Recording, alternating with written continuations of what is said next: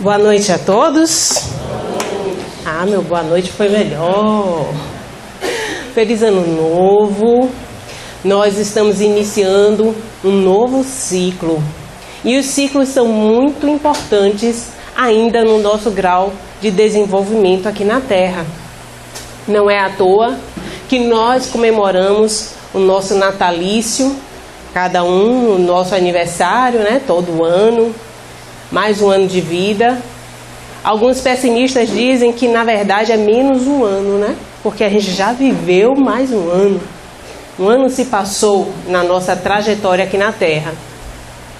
E também as nossas decisões são pautadas em ciclos. Quem é ou aquela pessoa, vamos dizer assim, né?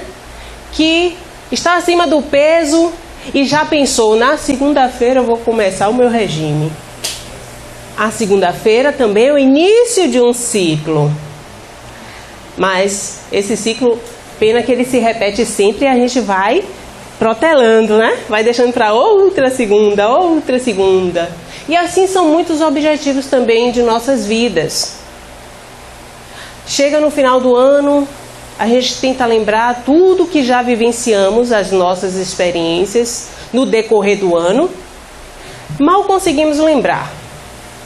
O ser humano ainda, ele é muito pessimista, muito ligado ao mal.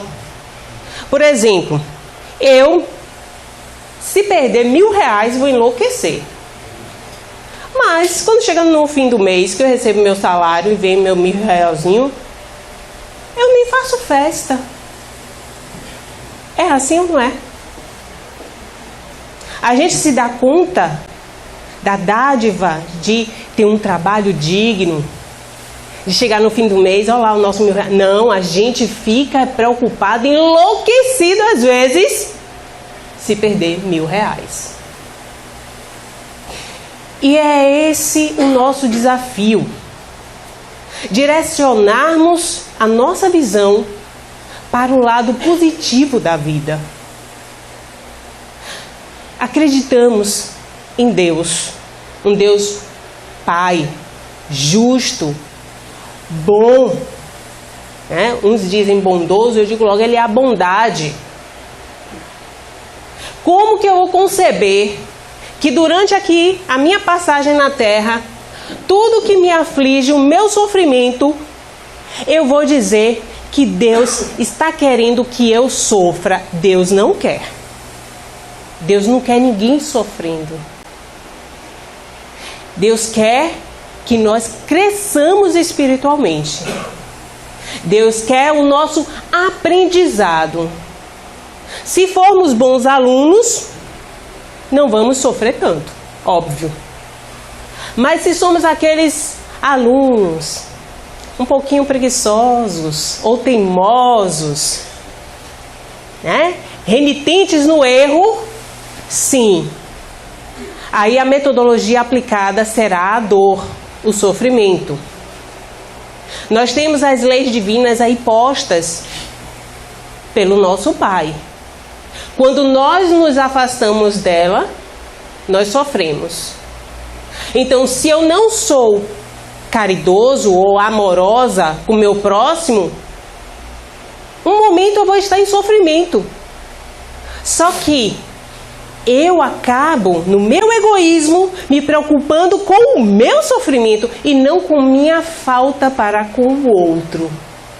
Então, o sofrimento é aquele momento que nós somos chamados à reflexão em relação ao nosso relacionamento com o Criador, em relação a como estamos nos conduzindo diante da vida, quem somos nós, como estamos sendo, e em relação ao nosso próximo. Porque no contexto, tudo é do Pai, como diz a música. Estamos todos aqui juntos para crescermos. O ser humano é o ser mais sociável que existe na face da Terra. Embora nós achemos que aquelas exceções que são os maldosos, que fazem atrocidades com seu próximo, aqueles chamam tanta atenção que, como diz os Espíritos no livro dos Espíritos, os maus são ruidosos, eles fazem barulho, então chama atenção. Enquanto que o bom, ele é discreto. O verdadeiro, né? A pessoa que verdadeiramente exerce a bondade, a caridade, é discreta. Então, o mundo tem muita gente boa. A começar por todos nós, que a bondade em semente já está querendo brotar. Em alguns já brotou. Cada um no seu tempo. Mas todos nós somos chamados. Sabe aquela coisa que deram um sinal para todos? Agora, qual o momento em que cada um vai levantar para seguir o caminho que está sendo chamado? Aí cada um vai ter seu tempo. Uns vão ficar mais acomodados. Não, me deixa aqui um pouquinho mais, quero descansar. Outros vão afoitos. Bora, logo, mãos à obra. Assim, como diz Lulu Santos, caminha a humanidade. Ressignificando as expectativas, reconstruindo a vida. Hoje nós vamos entender o que é ressignificar expectativas. O que seria a ressignificação? Tá funcionando não? Tá. Bem, nós temos aqui 3 portas e a nossa visitante, a dor. Eu coloquei 3 de propósito, porque eu vou trazer 3 situações. Quando a dor bate a nossa porta, nós temos 3 situações que podemos considerar. A primeira é, quem gosta de dor? Tem alguém aqui que gosta? Eu pensei que ia aparecer um gaiato só para me decepcionar aqui e me deixar sem graça. Não, graças a Deus, ninguém gosta de sentir dor. Ninguém gosta de sofrer. E quando a dor, em determinadas pessoas, ela bate a sua porta, tem aqueles que têm a seguinte reação. Abre para ver quem é, vê que é a dor, tá, fecha logo. Ave Maria. E não reconhece o que está lhe acontecendo. Fica alheio. O que acontece com essas pessoas que se negam à dor? A dor vai lhe levar a um aprendizado forçado. Se eu nego essa dor, mais tarde vou passar novamente por essa experiência. Sabe por quê? Eu não bati a porta na cara da dor, que falta de educação. A dor ficou ali, atrás da porta, esperando a primeira brecha que eu der para ela entrar. Essa é a primeira situação. Aquele que não para entender por que a dor está ali.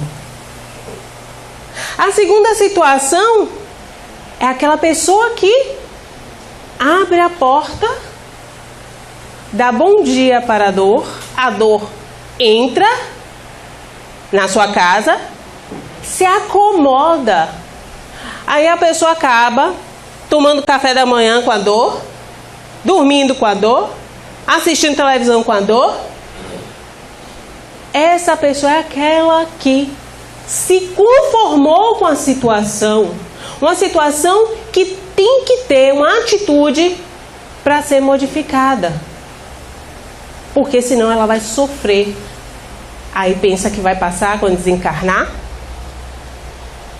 O que é que muda quando a gente desencarna? As nossas emoções, os nossos sentimentos são os mesmos. Então, se eu estou sentindo dor numa situação, que eu estou revoltada, mas uma vez me perguntaram, uma situação muito delicada, que são as convivências, o casal.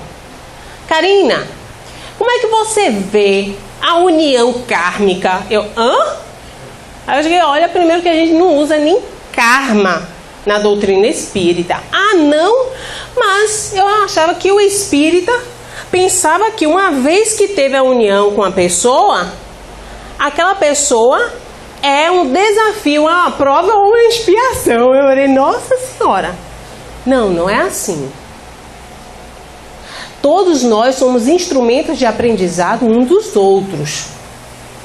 Se eu me uno a uma pessoa e a nossa relação já ensinou o que era necessário para os dois aprenderem até aquele momento, ótimo, perfeito. Vamos trabalhar para continuarmos juntos e felizes. Mas se a relação começa a me trazer infelicidade que, se um não está satisfeito, vai refletir no outro, a benfeitora Joana de Ângeles, guia espiritual de Divaldo Franco, esclarece: ninguém é obrigado a ficar com ninguém. Até porque as pessoas passam por nossas vidas em determinados momentos em que são necessárias estarem conosco. Vejamos, quantos amigos da sua infância você conserva até hoje? Eu conservo pelo menos 2, mas eu me lembro que quando eu era criança, eu tinha uma turma de pelo menos 15 que andava comigo para cima e para baixo, jogando coisa na rua, porque antigamente não tinha videogame, né? Então, eu era rueira, como diz meu pai. Quantos que ficam? Porque naquela fase, essas foram as companhias necessárias para o nosso crescimento. Os colegas de escola, o primeiro namorado ou a primeira namorada, são raros as que, vamos dizer assim, pelo menos 1% da humanidade, olha lá, que descobre o amor no primeiro relacionamento. Isso é quase uma utopia hoje em dia. Então, as pessoas são instrumentos para a nossa evolução espiritual. Então, não é certo você receber a dor, se acomodar com ela e viver feliz para sempre, chorando e se queixando. Mas tem a terceira opção, em que você abre a porta para a dor, conhece a dor, entende por que ela está ali e depois vira para ela, a porta continua a serventia da casa. Vai em paz. Isso se chama, na doutrina espírita, resignação. Que nós, no entendimento popular, inclusive entendemos como resiliência. Por quê? Kardec, ele pegou alguns termos para a doutrina espírita que tiveram o seu sentido mais ampliado. A caridade é um deles. O que é a caridade? Ajudar o próximo. No que sentido? Geralmente a gente pensa logo em dar esmola, ajudar o necessitado, o desamparado. Mas a caridade para nós espíritas, como está lá na questão 886, benevolência para com todos, ou seja, eu tenho que ser bom com todo mundo, bom mesmo, com a natureza maravilhosa. Benevolência para com todos, indulgência com as imperfeições alheias, ou seja, aceitar as imperfeições dos outros. E imperfeição não é somente aquilo que não combina comigo. Meu pai veio me falar: Karina, como é que você vê a violência aí no mundo? Como é que você vê uma pessoa que simplesmente entra num lugar, pega o celular do outro, a pessoa reivindica e leva um tiro?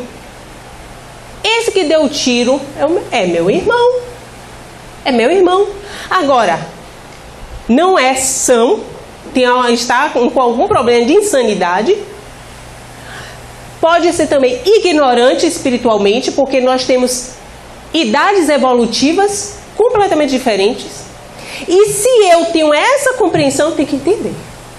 Agora, isso não o isenta de responder à lei dos homens, que é o nosso Código Penal, né, o nosso Código Criminal, e a lei divina. Agora, eu vou dizer que não é meu irmão porque errou? Seria hipócrita de minha parte. Aí você diz, mas não dá para entender uma coisa dessa. Sim, pode não dar para entender ainda para alguns. Mas foi isso que Jesus ensinou. Jesus, no tempo que ele estava conosco, há mais de 2000 anos atrás, ele andava com prostitutas, ele andava com corruptos, cobradores de impostos, com ladrões. Eles seguiam Jesus e Jesus em nenhum momento falou, você não é digno de me seguir. Porque Deus sempre vai dar oportunidade também ao arrependimento. Quando nós oramos por aqueles, inclusive, que estão nas prisões, o que nós temos que desejar para esses irmãos é o arrependimento sincero. Para que eles tenham uma nova chance, mas uma chance de se renovar e de se reconstruir. Pois bem, respeitando a Joana de Ângeles, prossegue dizendo no livro Filho de Deus, sempre há que se começar a viver de novo, diante de qualquer adversidade, diante de qualquer dor. Nós espíritas abominamos o suicídio, gente. Porque a vida, a reencarnação, o corpo é um presente de Deus. É um empréstimo. Não venha dizer, esse corpo é meu. Não, esse corpo está, por enquanto, emprestado para a gente. Porque a gente desencarna e ele vai ter o seu destino dentro da criação de Deus. Então, nós temos aqui esse corpo emprestado, uma bênção divina. Então, não nos cabe, não temos o direito de tirar essa oportunidade que Deus nos dá de aprender, que é estarmos encarnados. Então, sempre há que se começar a viver de novo. Sempre temos essa oportunidade. Estou todo endividado. E daí? Se tivesse rico, morria, ficava tudo aí. Mas eu perdi meu ente querido, meu ente amado. Um dia você vai encontrar com ele e mesmo assim você não perdeu ninguém. A gente não perde. A gente simplesmente dá um tempo. É que nem esse ente querido ter viajado para outro local. Aliás, o próprio Kardec faz esse tipo de comparação. Imagine que esse ente está lá na Europa, viajando, aproveitando. Mas por que eu sofro tanto a falta? É só saudade? Não. Às vezes é apenas o apego. Convivi com essa pessoa durante 20, 30 anos. 50. Já não sei mais me ver vivendo sem essa pessoa. Ora, mas se você praticamente casou, vamos dizer, aos 30, você passou 30 anos sem viver com essa pessoa. E por que agora você passa 30 anos casado e acha que vai viver, não vai sobreviver se ela desencarnar? E todo mundo vai desencarnar uma hora. A morte é a única fatalidade, ou seja, o determinismo do espiritismo, o que nós podemos dizer que é algo certo, que vai acontecer, que todos nós vamos morrer, já que nascemos, óbvio, né? Então, Joana de Ângeles diz que, em várias situações, como uma decepção que parece matar as aspirações superiores, você deposita a esperança em algum projeto, um projeto de crescimento profissional, um projeto no relacionamento. A pessoa fica noiva, eu já vi casamento terminar no dia do chá de cozinha. Hoje em dia, como não tem mais chá de cozinha, já vi terminar inclusive na própria igreja. Então, essas decepções, elas realmente ficam enraizadas no nosso coração e temos que fazer um trabalho para superar tudo isso. Pode passar. Já que não está passando. É um insucesso que se afigura como um desastre total, né? Você passa, amor? Um ser querido que morreu e deixou uma lacuna impreenchível, que a gente sente aquele vazio. Uma enfermidade cruel que esfacelou as resistências. A gente adoece, não espera, mas olha, vê se tem algo assim que dê pra gente, realmente é uma certa insanidade a gente achar que a gente vai viver a vida inteira sem ter uma doença. Claro que teremos doença com intensidade menor, mas quando ela vier preocupante, a gente também tem que saber lidar com ela. A gente tem que saber lidar. Aí, como diz a resignação no Espiritismo, e a própria Joana de Ângeles diz que é uma resignação dinâmica, que a gente tem que tentar se alegrar diante de uma adversidade. É complicado. Mas tem uma passagem de São Francisco de Assis, que quando ele está voltando para um convento, um mosteiro, em pleno inverno, atravessando uma neve com Frei Leão, eles quase congelando no meio daquela neve toda, e Frei Leão pergunta a São Francisco de Assis: Ô Francisco, pai, me diga uma coisa, qual seria a maior alegria em Deus? Aí Francisco de Assis fala: breve você vai ver, Frei. Assim que a gente chegar no mosteiro, você vai entender qual é a maior alegria em Deus. Aí ele ficou sem entender. Quando chegaram no mosteiro, bateram lá a porta, veio o rapazinho, abriu a portinhola, olhou assim: quem são vocês?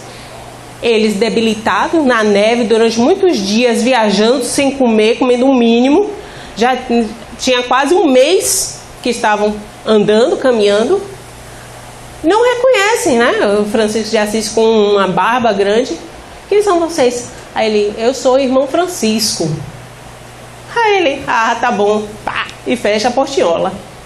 Aí Frei Leão: mas Francisco, por que você não falou para mandar chamar uma outra pessoa? Ele: não deu tempo. Vamos bater de novo, vamos. Pá. Aí o rapaz vem de lá: o que é? Aí ele: não, é para avisar aí que Francisco está aqui com o Frei Leão, estamos aqui na porta. Aí o rapaz: tá bom, pá. Aí Francisco de Assis começou a dar risada. E Frei Leão virou e enlouqueceu. Deve ter sido frio. E começa a saltar, dançar, brincar, jogar neve pra cima. Aí Frei Leão: mas, pai Francisco, o que aconteceu com você? Você tá vendo que a gente tá aqui no maior frio, vamos morrer. Aí ele: você não queria saber qual era a maior alegria em Deus? É saber que estamos na mão dele. Agora, mais ninguém vai resolver essa situação. Só acreditar em Deus. Aí, o rapazinho já tinha chegado à comunidade e falado: olha, tem um rapaz aí na frente que está se dizendo que é pai Francisco e Frei Leão, os dois.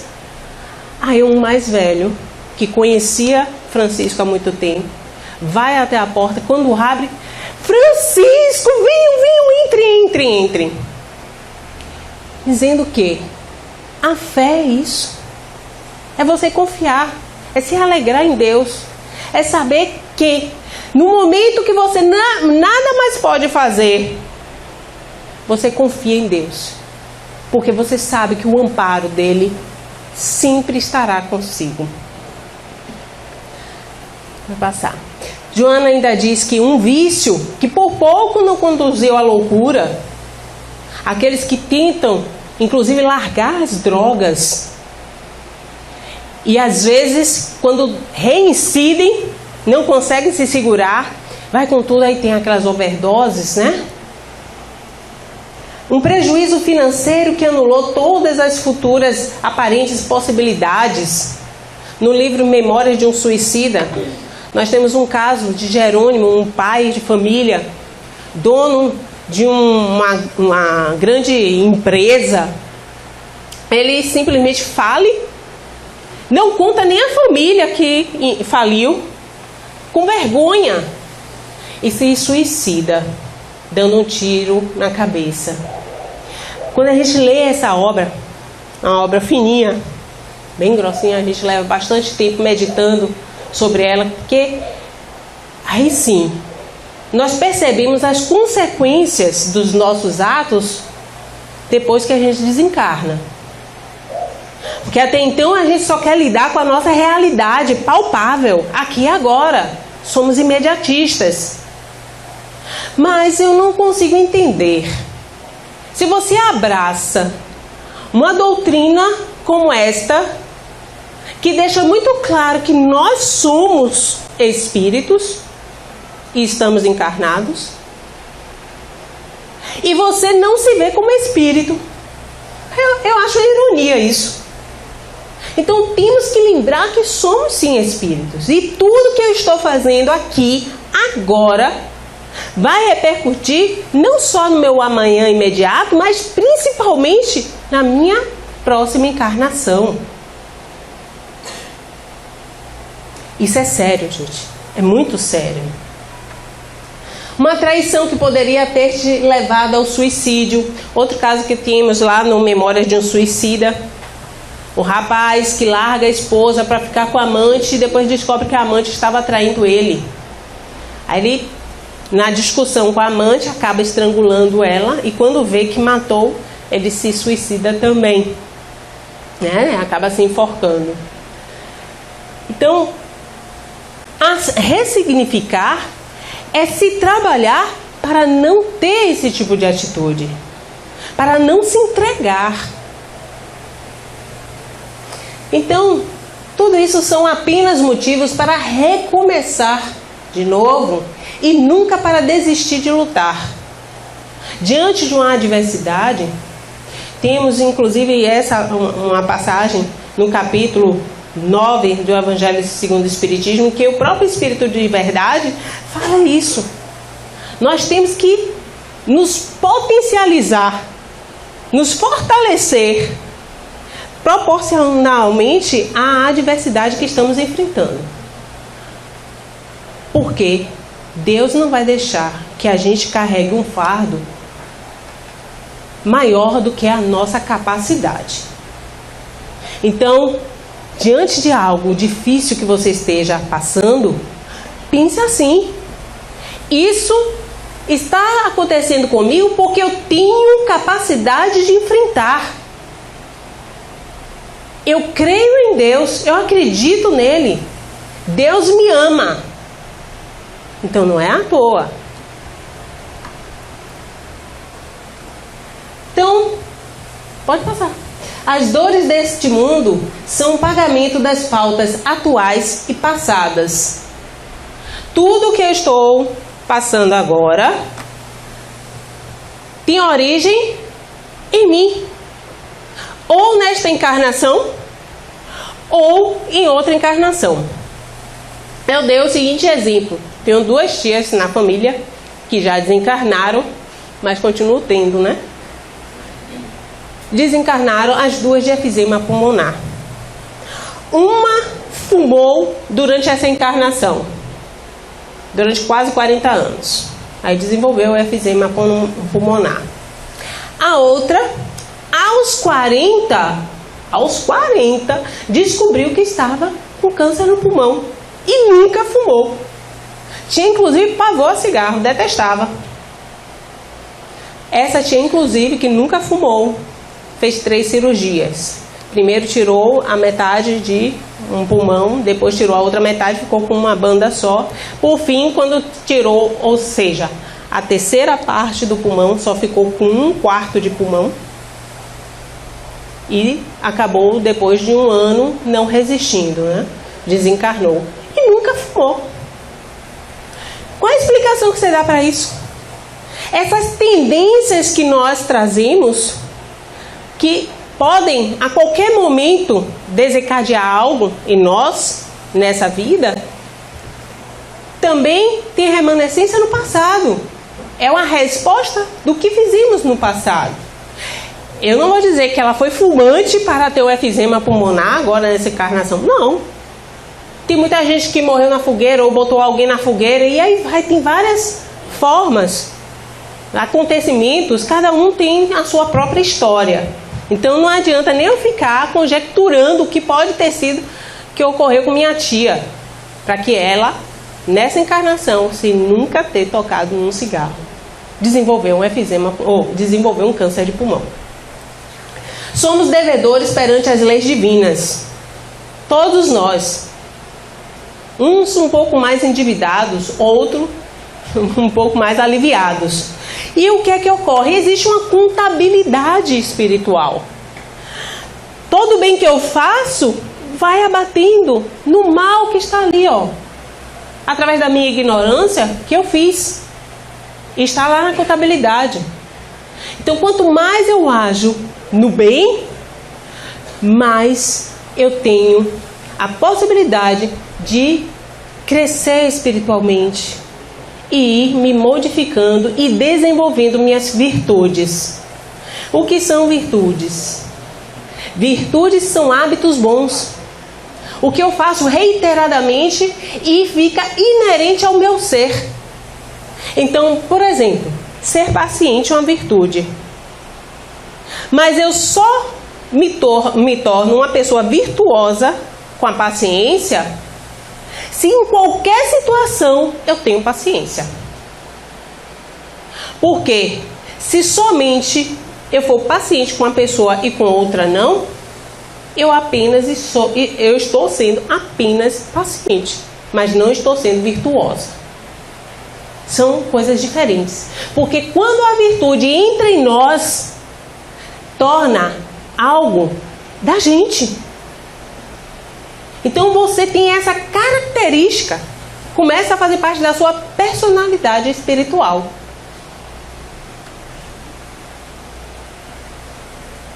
Alô? Bem, eu vou contar a história dessa garotinha para a gente falar um pouco de ressignificação. Alguém reconhece ela? Não, né? Olha, meu Deus, eu vou passar um perrengue aqui agora. Essa garotinha, ela tinha 11 anos, estava no orfanato. O pai dela era um pastor. Ele, depois que faleceu, ela só teve esse destino de ser criada no orfanato pelas freiras. Até que um dia descobriram que ela tinha uma tia muito rica, riquíssima. E aí despacham a menina para a tia. Quando ela chega na casa da tia, era uma mansão.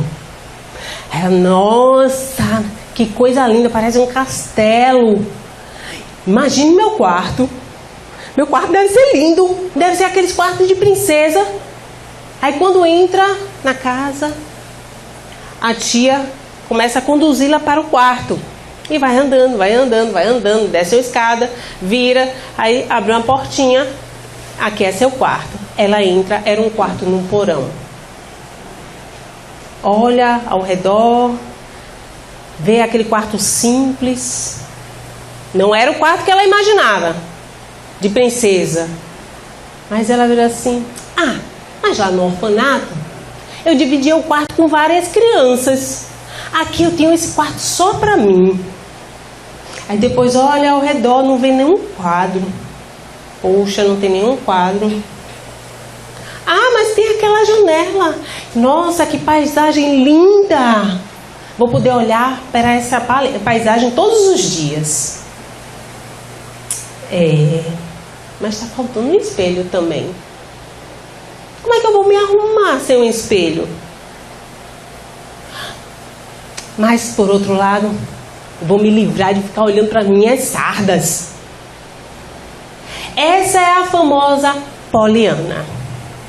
Aqueles que fizeram o curso de datilografia, como diz Divaldo Franco, ou aqueles que fizeram o SPB na escola comigo, vão lembrar da nossa querida Poliana.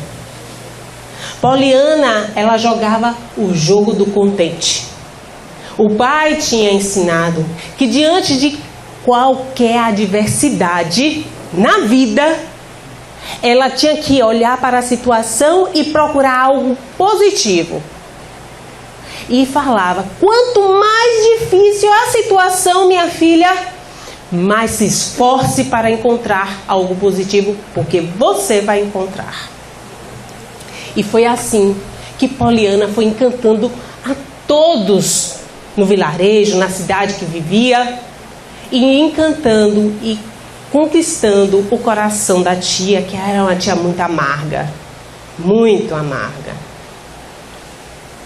Então, a ressignificação é uma questão de sobrevivência muitas vezes. Quando a gente não consegue ressignificar, a gente sucumbe. A gente simplesmente não suporta. Mas só conseguimos ressignificar se temos vontade. E eu digo, se você olhar para a sua vida, você vai ver que desde pequeno você fez muita coisa que não tinha vontade. E hoje você agradece a Deus por ter sido obrigado a fazer. Eu mesmo, quando era pequena, detestava estudar. E a escola era uma obrigação. Estudar para uma prova e ter boa nota não era questão que eu me achasse inteligente ou CDF, como eu falava. Não, era uma questão de obrigação. Eu tinha medo de minha mãe brigar comigo. Então eu estudava por obrigação. E não porque tinha vontade. Hoje, depois de adulta, eu estudo o que eu tenho vontade e tenho prazer. Mas só posso fazer isso porque tive uma base que eu fui obrigada a cumprir. Então, não fique esperando que a vontade chegue para você tomar suas atitudes na vida, não. Algumas situações você tem que ter coragem e falar: chega, basta. Agora eu vou fazer de outra forma. E eu trago esse exemplo. Stephen Hawking. Stephen, aos 21 anos de idade, ele tinha acabado de se formar em física. Estava começando o seu doutorado em cosmologia. Esse astrofísico, quando se inscreve na Universidade de Cambridge para fazer seu doutorado, apresenta os primeiros sinais de uma doença muito grave, degenerativa do sistema nervoso, esclerose lateral amiotrófica. O cérebro emite os sinais para os músculos, mas os músculos não recebem o sinal. E se não recebe o sinal, não funciona. E aquilo que eu não uso, atrofia. Quando ele recebe esse diagnóstico, ele pergunta: vai parar tudo? Aí o médico: não, você vai continuar com seus sentidos. Você vai continuar enxergando, sentindo cheiro, né? Tendo olfato, ouvindo, vai ter paladar. Os sentidos, o tato, você vai continuar tendo. A parte do sistema excretor, digestivo, vai funcionar. A parte sexual, né? À toa porque ele teve 3 filhos. Mas você só terá, no máximo, 3 anos de vida. Até lá vai parar tudo. Aí ele, inclusive, meu cérebro, minha mente, aí, seu cérebro não será afetado. Stephen ficou arrasado, ficou trancado em casa 3 dias. Outro teria se matado. Ele ficou trancado no quarto. Mas depois de 2 semanas, começou o doutorado dele. E ele foi para a Universidade de Cambridge fazer o doutorado. Fez o doutorado, lançou 7 livros, popularizou suas descobertas. Quem é que nunca ouviu falar na teoria de tudo, na origem do universo, o Big Bang? Alguém já ouviu falar. Por quê? Stephen Hawking foi um dos poucos cientistas que conseguiu levar as suas teorias ao público popular. E Stephen, para vocês terem uma ideia, se casou com a primeira esposa, ficou 30 anos casado, teve os 3 filhos. Depois se divorciou e casou de novo e ainda ficou com a segunda esposa 10 anos. Alguém que estava predestinado a desencarnar 3 anos. Teve uma sobrevida. Desencarnou ano passado, em março, 18 de março do ano passado.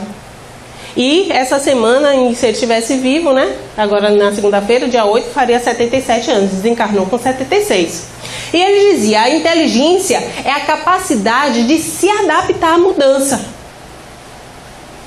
Bem, se eu vou poder usar minha mente, vamos em frente. Meu corpo vai parar. Que vai parando. Um dia de cada vez. Vivo com a perspectiva de uma morte precoce há 49 anos. Não tenho medo de morrer, mas também não tenho pressa. Claro, temos que ser prudentes, como diz Jesus. Eu sou um ser imortal, mas nem por isso eu vou chegar na hora de atravessar uma rua, não vou olhar para os lados esperando que um carro possa vir me atropelar. Tenho que ter cuidado. Tenho que aproveitar a minha encarnação. Mesmo que a vida possa parecer ruim, sempre há algo que você pode fazer e ter sucesso. Enquanto a vida, há esperança. Lembre-se de olhar para as estrelas e não para os seus pés. Lembre-se para olhar, pense no que você pode fazer de positivo. O que você pode fazer para se alegrar. E não fique olhando para as mazelas apenas, para a dor. O que é que você prefere? Passar um paliativo, algo que alivie a sua dor, e você vai esperando aquela ferida curar? Ou você prefere ficar cutucando todo dia a ferida? Porque tem gente que é assim. E adora dar uma de vítima. E você fala, um menino tentar com a dor de cabeça. Ah, minha filha, pois eu tive uma enxaqueca que não levantei da cama, e isso tem me acometido, eu já fiz até um exame, uma ressonância e tudo. Aí você vira e fala, meu Deus do céu, nunca mais vou dizer para essa pessoa que deu um espirro. Você não vai dizer que ela tem uma pneumonia. Então, com resignação diante do sofrimento, quais são os benefícios? Colhemos o fruto do aprendizado aqui na Terra. As dívidas são reduzidas. As minhas dívidas, né, de outras encarnações, as minhas dívidas aqui nessa encarnação, ou seja, meus equívocos, as minhas faltas para comigo, para com meu irmão, para com a lei divina. Seremos consolados, porque uma vez que eu aceito a situação que está ocorrendo e também tenho uma atitude positiva para com ela, isso faz com que eu atraia os bons espíritos para me ajudar a superar. Oremos. Porque no desespero a gente quer apenas soluções imediatas. Mas se eu me torno uma pessoa positiva, eu atraio os espíritos bons para me ajudar com essa situação. Lembro-me que eu passei por uma situação muito difícil há 3 anos atrás e cheguei num centro espírita desesperada, num atendimento fraterno. E a atendente virou assim: você já parou para pensar, para se dar conta de quantos estão torcendo por você? Aí eu, como assim? E ela: sua família espiritual toda quer o seu bem. Aí eu, uau! Aí já comecei a imaginar um bocado de gente atrás de mim, todo mundo, vai lá, Karina, você consegue. E eu fiquei com uma vergonha. Fiquei com uma vergonha imensa, que eu digo, não, vou ter que tomar atitude.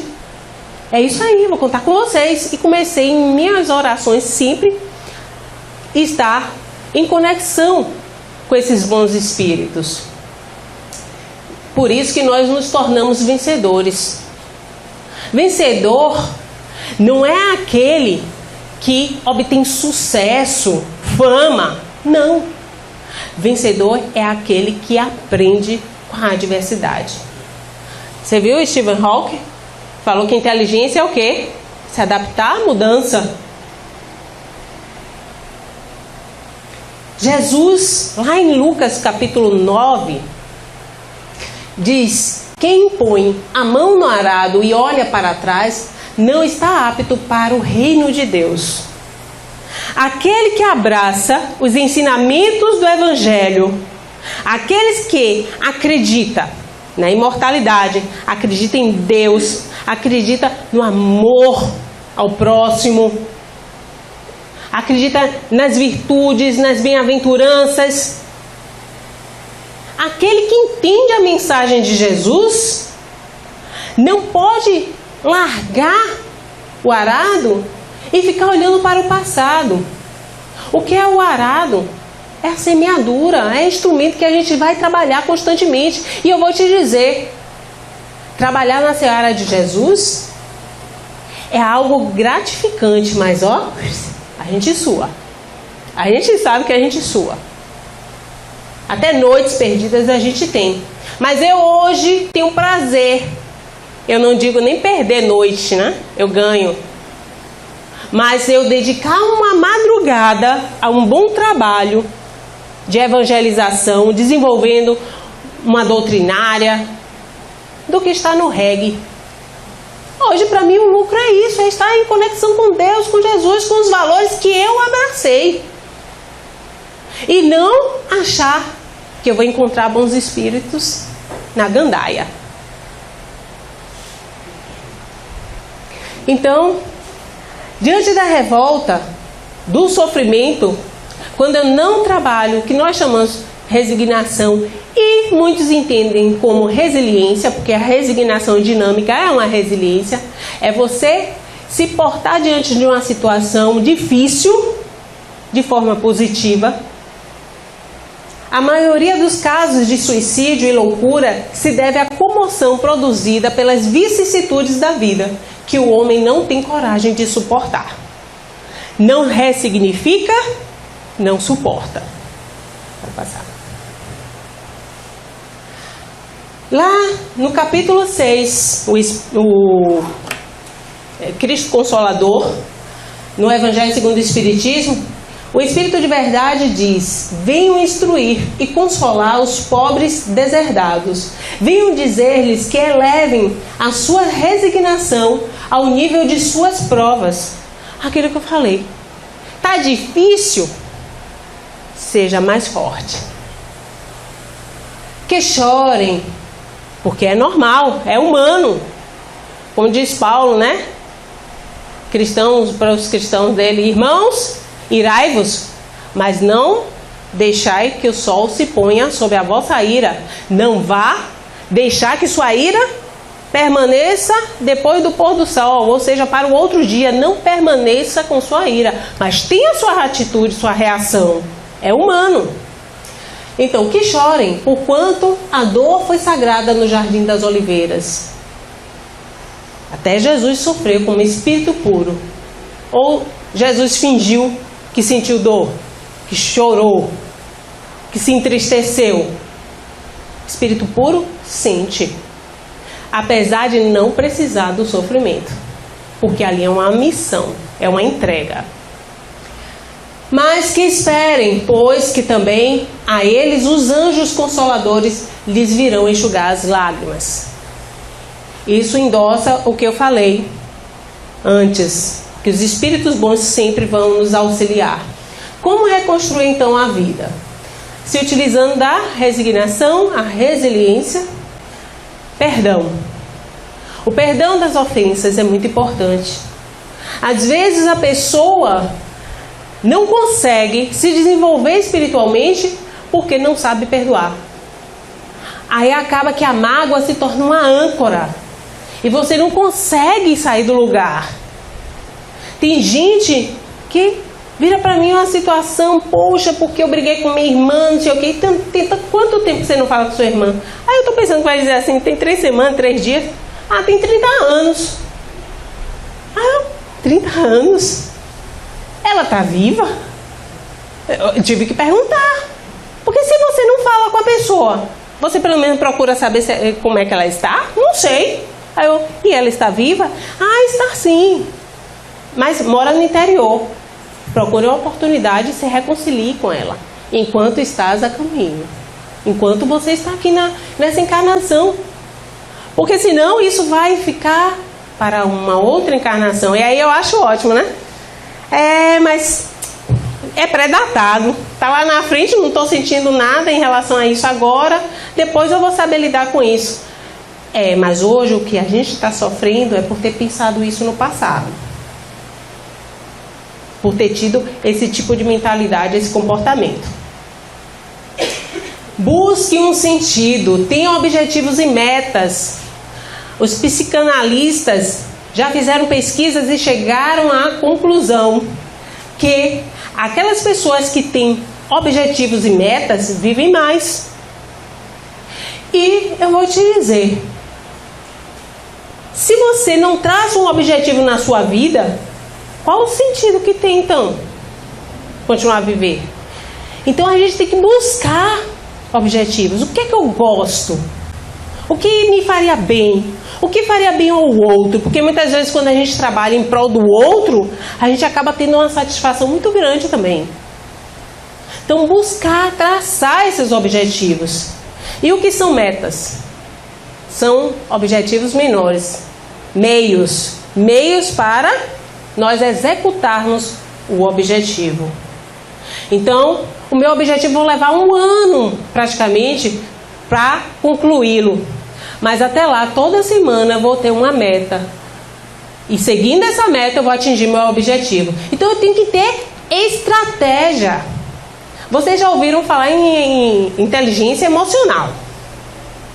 Mas também tem que ouvir que existe inteligência espiritual. Temos que traçar planos, metas, estratégias. Pratique o exercício da gratidão. Essa é uma dica que eu vou passar para vocês. Aprendi a desenvolver com Santo Agostinho. O exercício da gratidão. Está sofrido? Está doendo? Está ferido? Mas todo dia, antes de dormir, repasse seu dia e anote 3 situações que você pode ser grato.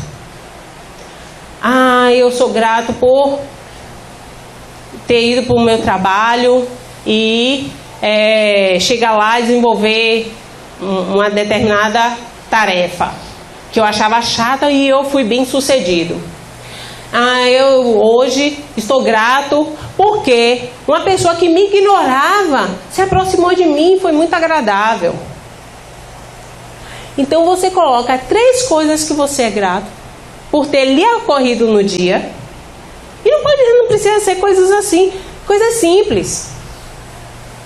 Sou grato por chegar em casa, ligar para meus pais e saber que eles lá puderam falar comigo. Porque todos os dias eu fico pensando, já estão com a idade muito avançada, que um dia eu vou ligar e talvez um deles não possa atender. Então lembrar desses pequenos detalhes da vida e ser grato. E escrever, fazendo um livrinho de gratidão. 3 coisas todas as noites. E trabalhar o autoconhecimento. O autoconhecimento que a gente pode ter auxílio de Santo Agostinho na questão 919A de O Livro dos Espíritos. Santo Agostinho ele dá uma cartilha para que a gente pratique o autoconhecimento. Ele mesmo fala, eu fiz isso quando vivia na terra. Todos os dias, ao final do dia, antes de dormir, repassava o meu dia e verificava o que eu poderia ter feito e não fiz, o que poderia ter feito melhor. Fazia uma análise do meu dia, porque você tem que olhar para si. Nós estamos muito com a visão para o outro, para o mundo, para o externo. A gente tem que mergulhar, tem que parar e pensar, o que é que eu tenho feito? A gente só pensa no que os outros fazem com a gente. Então, trabalhar esse autoconhecimento. E a nossa querida mensagem de Chico Xavier, já finalizando, porque todos nós, embora nós não possamos voltar atrás, porque a gente não tem como desfazer o passado, mas a gente tem como se desapegar dele. E isso é necessário para que eu viva o presente e para que eu construa o meu próprio futuro. Então, embora ninguém possa voltar atrás e fazer um novo começo, qualquer um pode começar agora a fazer um novo fim. Muita paz a todos.